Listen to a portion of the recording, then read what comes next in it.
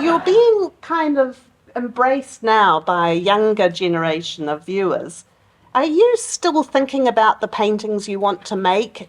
You're not somebody who really dwells in the past, are you? No, but I'm more writing now because I'm finding I am terribly frustrated. I haven't painted since my last painting of Look Mum, They Killed Her, because at the end of last year when I finished it, I began to feel that I didn't have the energy. I had the energy to see and paint even better in a way, but I didn't have the energy to clean the big piece of glass with the paint on it and the brushes afterwards. And at the same, and then somebody said, "Oh well, you can get someone could do that." But then I wouldn't want that. Then I'd have to be nice to them and stop, doing my own thing by myself, because I'm the sort of painter who definitely needs solitude. Can I just plummet you back in time travel to Timaru in the 1930s? Yeah. You started making art, you describe in Something for the Birds, by drawing on the big concrete wall, a wall you said that was just made for graffiti. Yeah. But that was you picking up pieces of clay. And just drawing. Yes, and then it became a thing with some of the local kids. It was a big holding concrete wall at the bottom of a very long garden built. The house Mark Will was one of the original homesteads, and lovely, with big verandas all the way around. Always has remained the unobtainable ever again house, And the dream house. A lot of us have that. Yes. It burnt down, and thanks to some firemen having a bonfire party. yeah, that's right. Dad gave them permission to have a bonfire at the bottom of the hill. They're always the and it was biggest. very dry, and sparks got up into the roof. Your art skills were noticed by the nuns at Teshmake. It's another amazing building just out of Oamaru. Oh, yes. And So when they that was a very old one too. Yes, when they weren't whacking you for being a bad speller, they actually were quite encouraging, those nuns. Oh, they were, and it's very hard to explain. I mean, the Dominicans began in the 14th century. The nuns were actually dressed, I discovered, like this, as the fashionable ladies of the court of the day, which to us now, it looks like Medieval something garb. really scary, with those great big wings that they had, and headdresses. Yeah, I remember seeing all their garments actually drying in the glass house at Teshmakers. They used to not want to put the gardeners might see their undergarments, so they used to dry them in the glass houses. But I saw a whole process of it lying in bed and waking up, and the nun who slept in our dormitory had a light on around the canopy around her bed, and I could see a reflection perfectly of her taking, first of all, one bit of the headdress off, and then the neck coming off, then the bit that went round the neck. I mean, there was just so much that had to come off. Garb, Must have been awful for them. And, it was in hot weather. Terrible. Yes. Terrible. And I'm pretty fascinated that you got to go to Hill Street Convent in Wellington. Oh, just for a year. With Sister Julia Lynch, who was a painter herself. Yes, Sister Julia Lynch was the one who said to me when she said, "Now, Jacqueline, I've decided what you can do is you become a nun, you see, and then you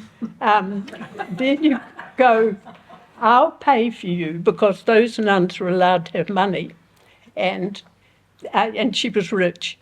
So she'd studied in Paris, and she said, "Now I can get you into this place, and that would be the way, and then you can come back and can take over from me." And I said, well, look, there is a bit of a catch, sister. I don't really believe in God. And she said, oh, nonsense, child, don't worry about that. And does Catholicism offer anything to you now? Catholicism.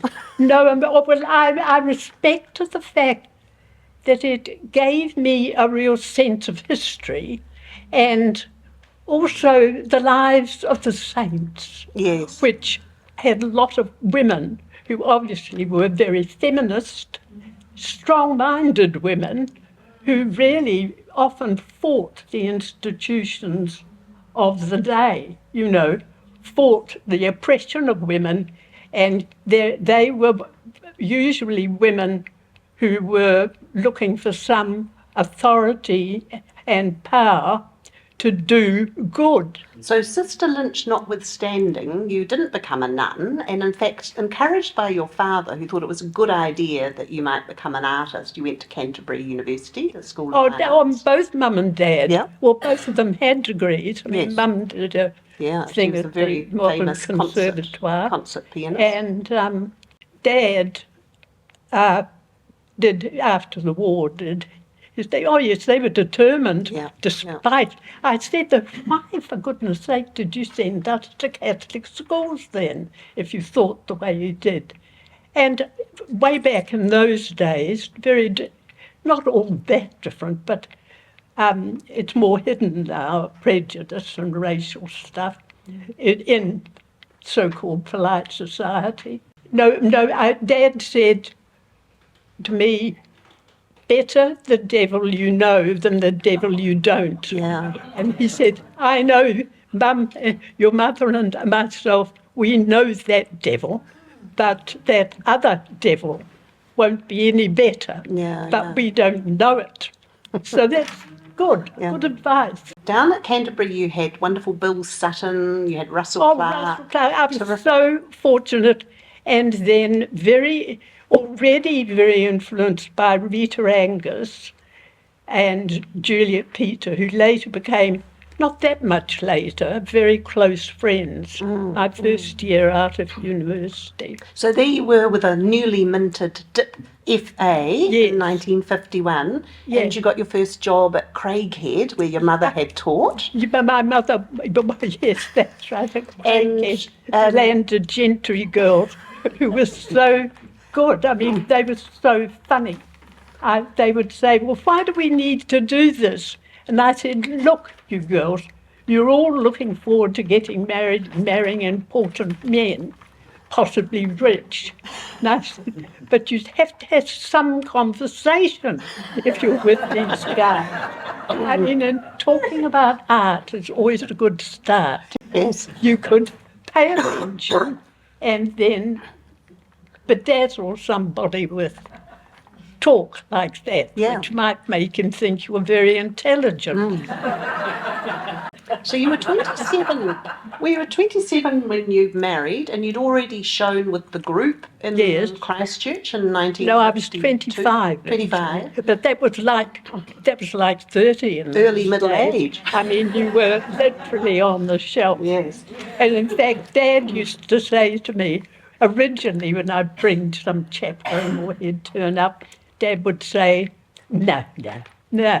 Oh, no, really, Jacqueline, no, that won't do. He's no good. That would go on for years.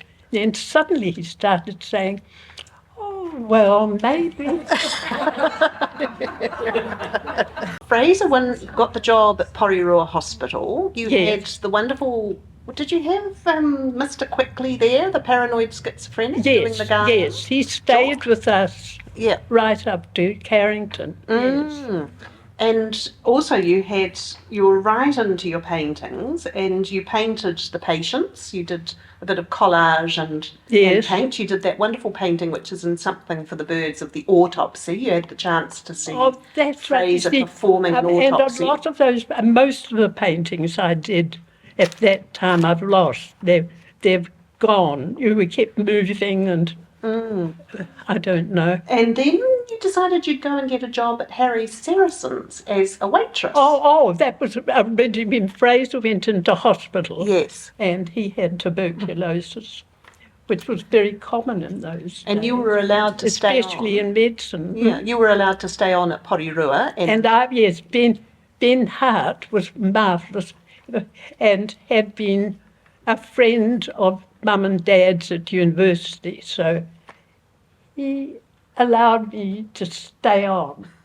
Deborah Shepherd writes in the introduction to the interview that she did with you for her 2009 book, Her Life's Work, Conversations with 5 New Zealand Women, that you surprised the art world with this painting that we've got on the wall here. And that was a very political one and bloody-minded too, because I was dissected there, male artists saying to me when I got married, now before I'd even had a child, that it was all over.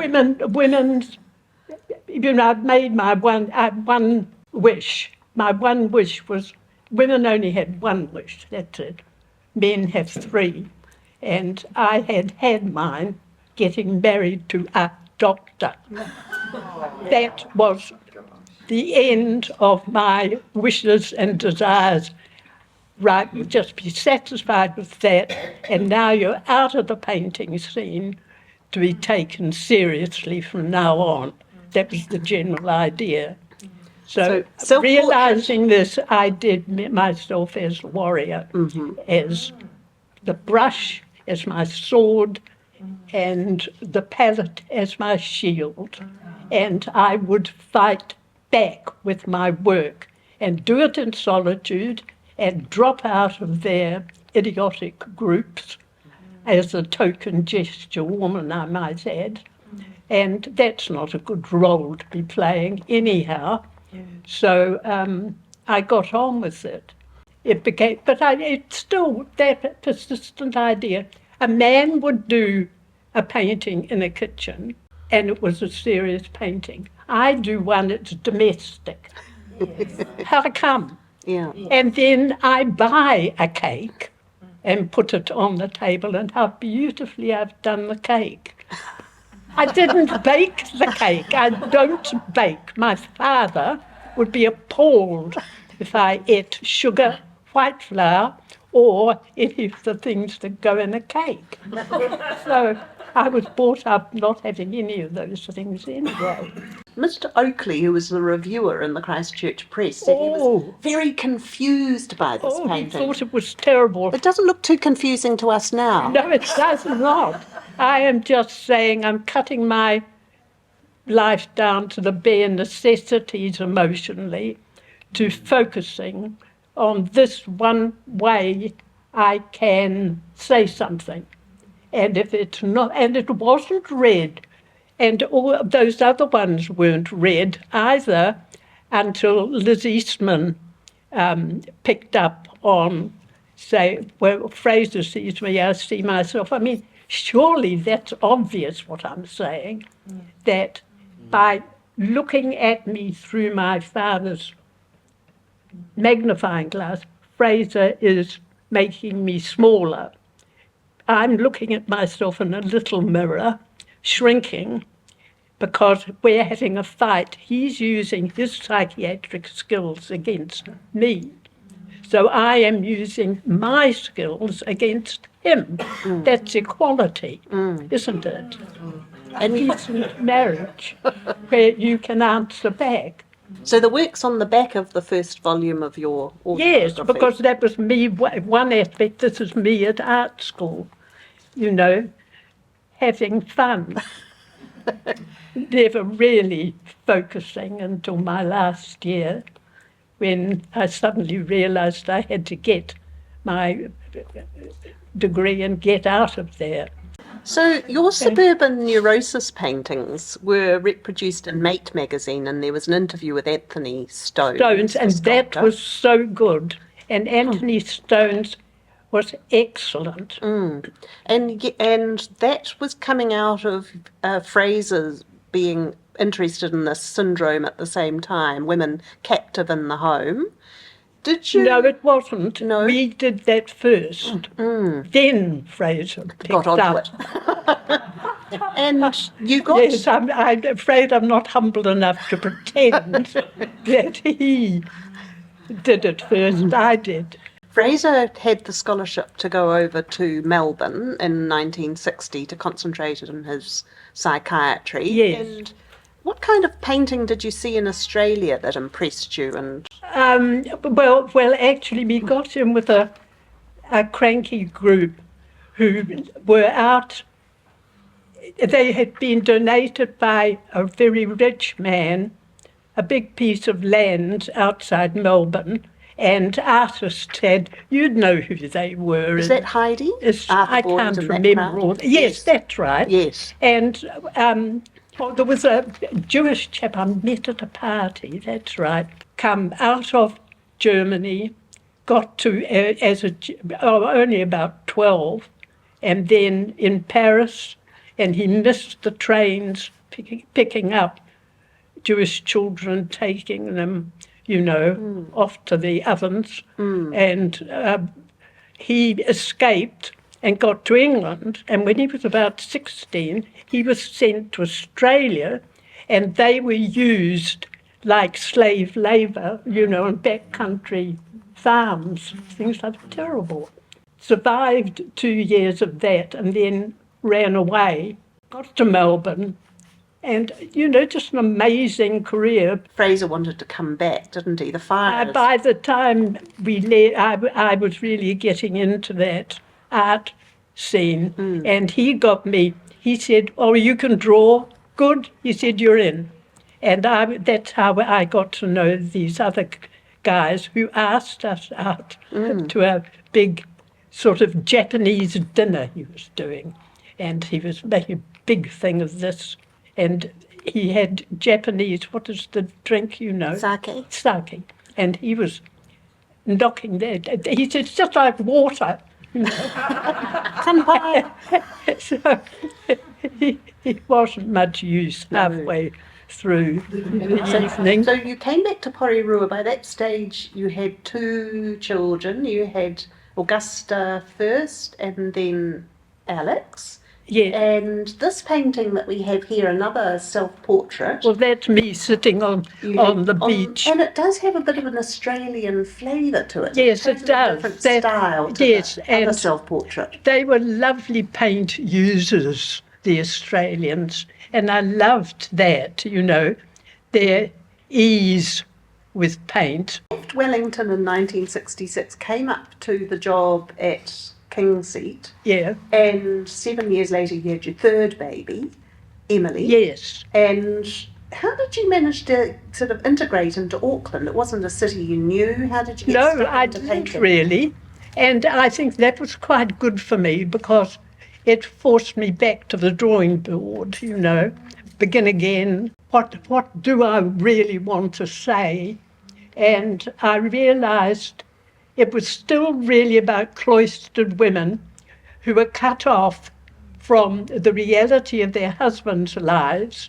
And often the husbands, too, were living away from the house in much better circumstances than they would be in the house. I mean, the office would be very comfortable and very sociable and very enjoyable, actually, With in those secretaries. days, They were rich and attractive places to be.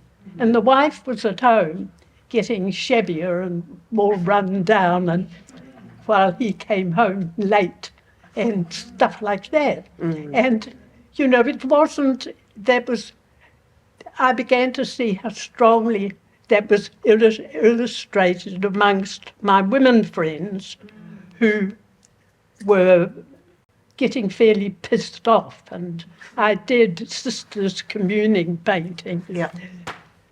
With Barbie and That was Barbie the and first Cecil. one of those. Was it Barbie and paint. Cecil? That's my sister Barbara and sister Cecil. It was understood to be meaning sisters as in the women's movement. But in fact, I always based everything on reality, assuming my reality would be very like Shared. other people's reality.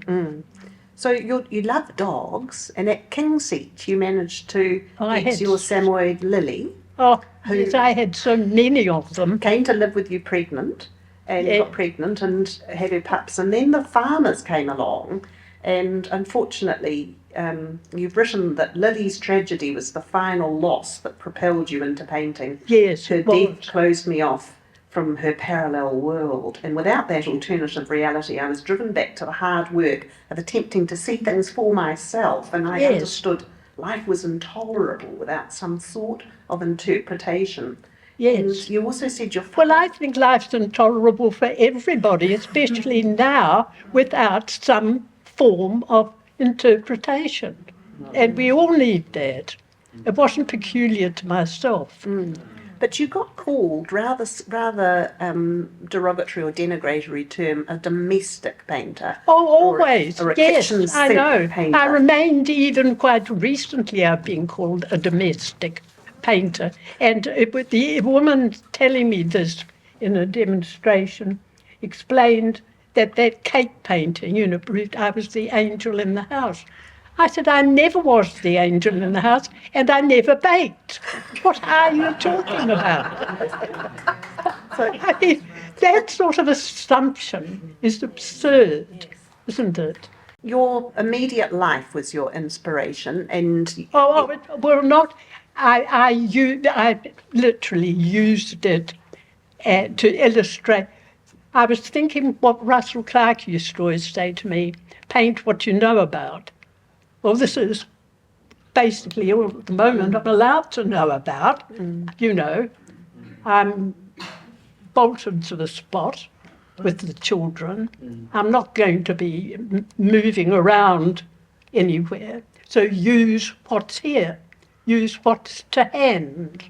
So this painting here, which is from June of 1979, you exhibited it in Auckland, and it was described in the review as you giving lustre to domestic objects, household subjects, and bringing them... Well, hardly. I mean, that was a young... They were young chaps from, Rob, that's right, Rob, and he came from up north, growing weed. Yep. And they were bringing it into town.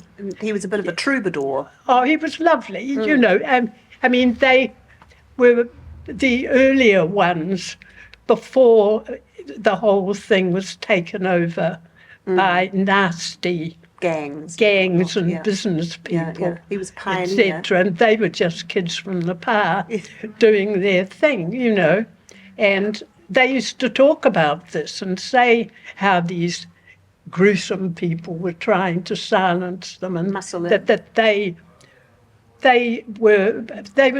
he had. I did a friend of his too, and that's Emma Ray as a little girl at the piano, looking on, thinking, what is Mum doing now? I've always loved the Persian carpet that turns up in your... That was the one that was Mum bought it when Dad went to the races with her sister, and she was stuck at home with the two children. Mum was furious, and he was off gambling with her, and Dooz was a terrible gambler. Bad influence. Bad influence. No, Dad was a bad influence too at that point. And the two of them were hand in glove.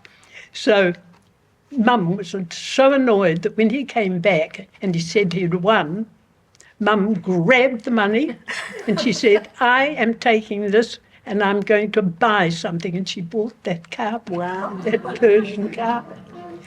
And that was, when she died, she left it to me. Yeah. Well, it works very effectively because it's got all sorts of hints about, repeating genetic material. Oh, it did, yes. When I did mother and daughter arguing, quarrelling, that's right. And I've got the way the Persians knew the genetic code, the ribbon the thing. The DNA? Yes, the DNA ribbon. They knew helix. about it and put it in their carpets. So I had the rage, my rage and Mum's in this fight. What she was trying to say, how dare she, when she herself had been a child prodigy, in fact. And here she was telling me that I should devote myself to my husband and his work and not outstrip my sisters. And I was incensed. Furious. I said, Mum, just so frustrated by her saying that I painted that picture. But Mum was surprisingly good about anything like that I did with her. She seemed to not mind at all, so, or else she didn't read them. The other thing I like in this painting is the table, it's the Oh, table with the yes, bobbin I've still legs. got that. Yes. I've just had it fixed. Yes, it's an old gypsy table. You often see Is it? them. Is Yeah, that they're called what it gypsy is? bobbin tables because of the legs. You know, they cross over. and That's they, right. Yeah, and I've often thought, you know, you've got that photo in your book of Emade, and you say she looks like a gypsy. You say something like, you've been reading Fahey, King of the Gypsies, and Yes, you it like was the a idea children's. of, It was a children's storybook when she was young, and I liked the idea of Fahey, King of the Gypsies. and you like That is spelled Fahy, of course. It was a drunken remittance man who put the E in. There's no E before the Y in Gaelic, my mother would say. How appalling, to be But you settled with Fahey. And so Dad at one point was going to change it. And then he thought, oh dear, now I've got all those relations who are going to think that we're trying to be different from them. I wanted to ask about your K Road series because you've got some. Oh of the yes, I pictures do here. think the K Road thing is. Yeah, and you said that by focusing on strippers and prostitution, you were pointing out the limits of employment for women. Yes. Daughter Emily is in one. Well, of when we had unemployment here, actually it was Eric McCormick's sister, who had been a public nurse for years, up north, here, everywhere. And she was the one who pointed out to me that as it was at that time, a time of depression, there was plenty of work in massage parlours and up in K Road, plenty of work there. And you had Emily wearing her waitressing outfit Yes. in the painting, in one of the paintings, working her way through university. And that's where you started using words in your painting, saying that you wanted them to emerge haphazardly. Yes. But do you still think you need words to get a political message across? Oh, well, I think in that case, yes.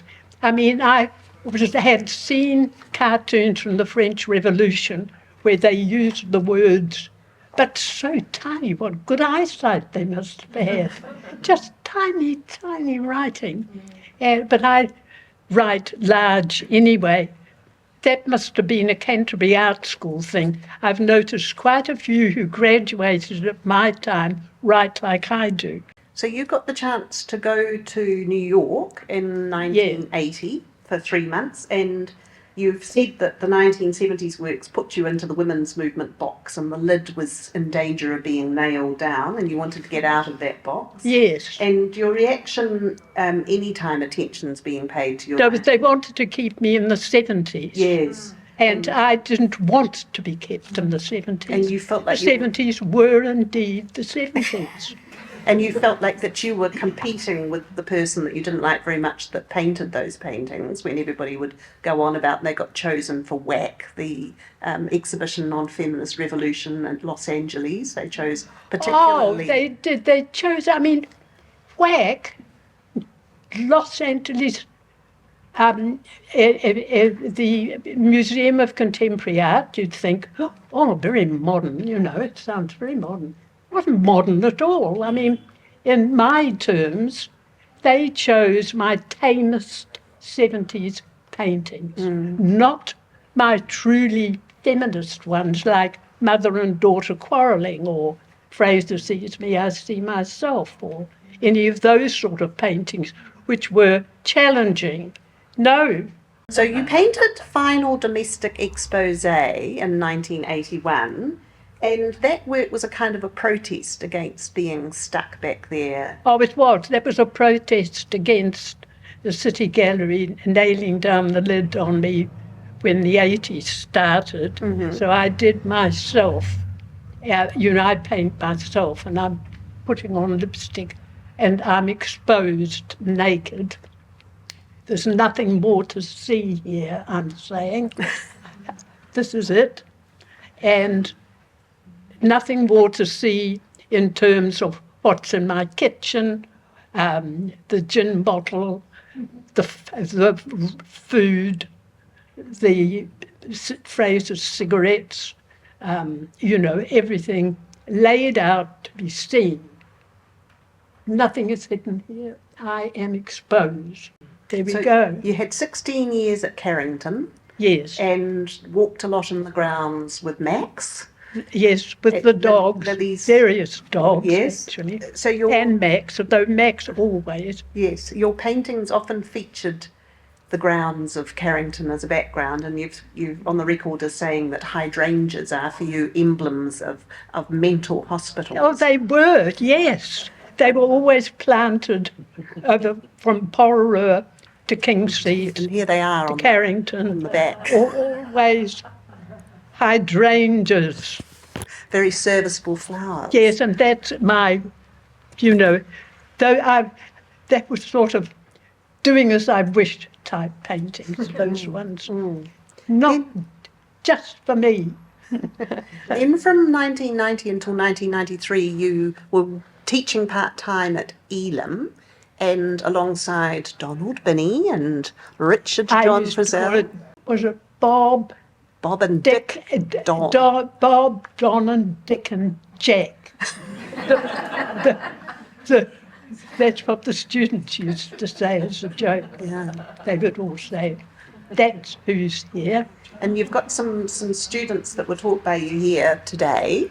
What do you remember about, you were responsible for bringing in life drawing again? Well, I said, yes, bring back the nude, because I genuinely think that you can't know that you can draw until you can draw a proper nude of a body, a person's body. If you can't do that, you can't draw. Funnily enough, with a nude, you always know if it isn't right.